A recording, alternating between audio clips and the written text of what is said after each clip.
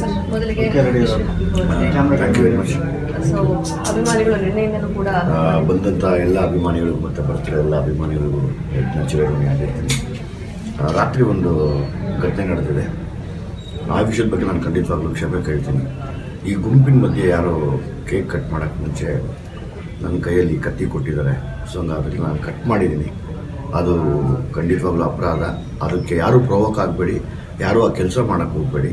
So ಹಂಗಾಗಿ police ಡಿಪಾರ್ಟ್ಮೆಂಟ್ಗೂ ಆಗಲಿ ನಾನು ಅದನ್ನು ಕ್ಷಮೆ ಕೇಳ್ತಾ ಇದ್ದೀನಿ. ಆ ಗಲಭೆಯಲ್ಲಿ ಅದು ಹೆಂಗೆ ನಡೀತು ಅಂತ ಗೊತ್ತಿಲ್ಲ, ಯಾರು ಕೊಟ್ಟರು ಅಂತ ನಮಗೆ ಗೊತ್ತಿಲ್ಲ. ಸೊ ಹಂಗಾಗಿ ನಾನು ಮೊದಲನೇದಾಗಿ ಅದನ್ನು ಖಂಡಿತವಾಗ್ಲೂ ನಾವು ಮಾಡಿರೋ ತಪ್ಪು ಅಂತ ಒಪ್ಕೋತಾ ಇದ್ದೀನಿ. ಮತ್ತು ಇದನ್ನು ಯಾರೂ ಪ್ರವೋಕ್ ಆಗಿ ಯಾರು ಈ ಥರ ಮಾಡೋಕ್ಕೆ ಹೋಗ್ಬಿಟ್ಟಿದೆ ಈ ಸೊಸೈಟಿಲಿ. ನನಗೆ ಗೊತ್ತಿಲ್ಲದಿರ ನಡೆದಿರೋದು. ಯಾರೋ ಆ ಗುಂಪಲ್ಲಿ ಕೊಟ್ಟಿದ್ದಾರೆ ಅಭಿಮಾನಿಗಳು. ಸೊ ಹಂಗಾಗಿ ಅದನ್ನು ಕಟ್ ಮಾಡಿದ್ದೀನಿ ಹೊರತು ಉದ್ದೇಶಪೂರ್ವಕವಾಗಿ ನಾನು ಇದನ್ನು ಮಾಡಿದ್ದೀನಿ. ಈ ಮೂಲಕ ಪೊಲೀಸ್ ಇಲಾಖೆಗೆ ಖಂಡಿತವಾಗ್ಲೂ ಪೊಲೀಸ್ ಇಲಾಖೆ ಕ್ಷಮೆ ಕೇಳ್ತೀನಿ. ಕರೆದು ಒಂದು ಸ್ಟೇಟ್ಮೆಂಟ್ ಏನಾದರೂ ಕೊಡಿ. ಖಂಡಿತವಾಗ್ಲೂ ಹೋಗ್ತೀನಿ. ತಪ್ಪು ಮಾಡಿದ್ಮೇಲೆ ಖಂಡಿತವಾಗ್ಲೂ ಕ್ಷಮೆ ಕೇಳಬೇಕಲ್ಲ. ಯಾರಾದ್ರೂ ಕಾನೂನು ಒಂದೇನೆ. ನಿಮಗೆ ಈಗಾಗಲೇ ಸ್ಟೇಷನ್ ಇಂದ ಕಾಲ್ ಮಾಡಿ ಇನ್ನೂ ಇಲ್ಲ. ಸರ್ ಮೊದಲಿಗೆ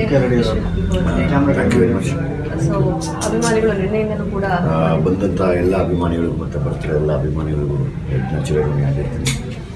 ರಾತ್ರಿ ಒಂದು ಘಟನೆ ನಡೆದಿದೆ. ಆ ವಿಷಯದ ಬಗ್ಗೆ ನಾನು ಖಂಡಿತವಾಗ್ಲೂ ಕ್ಷಮೆ ಕೇಳ್ತೀನಿ.